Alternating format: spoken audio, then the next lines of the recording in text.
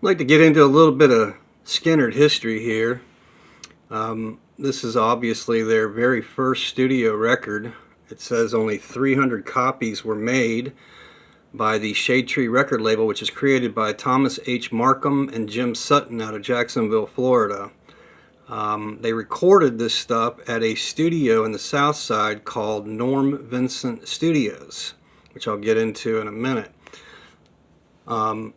Like I said, only 300 copies of this original Shade Tree were ever released. But in 1978, after Lynyrd Skynyrd had perished in the plane crash and the band was no more, these same men, Markham and Sutton, kind of figured that their recordings, weren't going to make them any more money, so they decided to re-release them, and capitalize after the plane crash on the band. And so in 1978, Markham and Sutton released this version of their recordings. Now, Alan Collins' father, Larkin Collins, told me that they had gotten an injunction against Markham and Sutton to shut down the sales and production of this unauthorized release that they didn't have permission to do. And apparently they were selling this, recorded material and keeping all the money. And so Larkin said they got a court-ordered injunction to shut down the production and sales of this particular, replica made in 1978. And all the copies were supposed to be destroyed, but a lot of them had gotten out. Thousands of them had gotten out. Cases of these had actually made it out. And I actually purchased a case myself and sold some in conjunction with the FreeBird Foundation many years ago. I think 100 copies is what I sold in conjunction with the FreeBird Foundation. Made some good money off of it too, and splitting it 50-50. But anyways, Skynyrd's first recordings were made at Norm Vincent Studios, is what the history books say.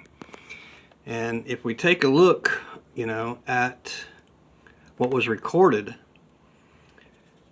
the first 5 tracks right here was what was recorded there.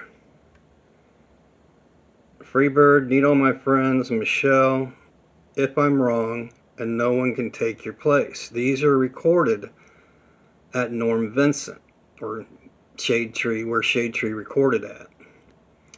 So if we go and look up Norm Vincent in state records, we find that there's actually 2 businesses, and you can see there's a Norm Vincent Sound Recording Studios and Norm Vincent Associates. So let's take a look at those.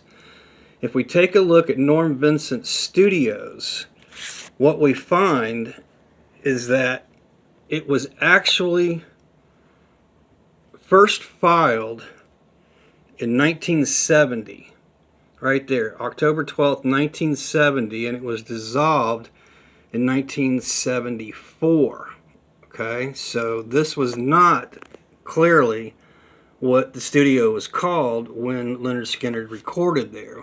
And if you go further into the records, you will find that Norm Vincent Associates Incorporated was date filed March of 1968 and dissolved in 1974. So this is actually the company under which those recordings were made, not Norm Vincent Studios, but Norm Vincent Associates Incorporated. And you see right there the address, 4551 Brown Avenue. And if you go back to the article and take a look at this Jacksonville.com article that shows Thomas Markham, the early Skynyrd band, collectibles.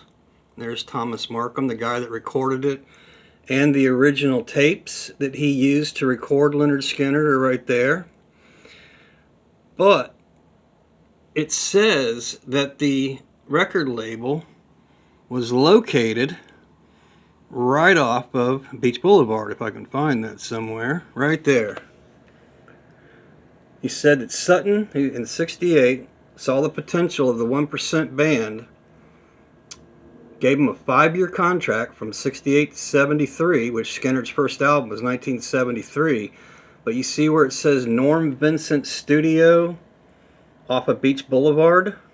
Alright, so if we go to 4551, which is right there, here's Beach Boulevard right here, and you can see that 4551 Brown Avenue is right off of Beach Boulevard.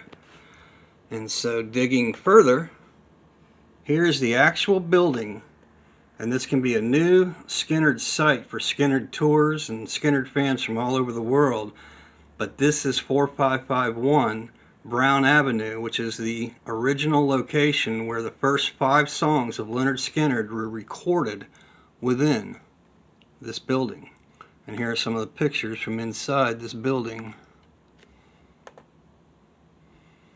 The outside and inside. These are offices. Now this room right here is of interest to me. This is the largest room. More than likely in 68 and 69, this room here would have been the room where the band would have set their equipment up to record Need All My Friends and Michelle. And this is the location.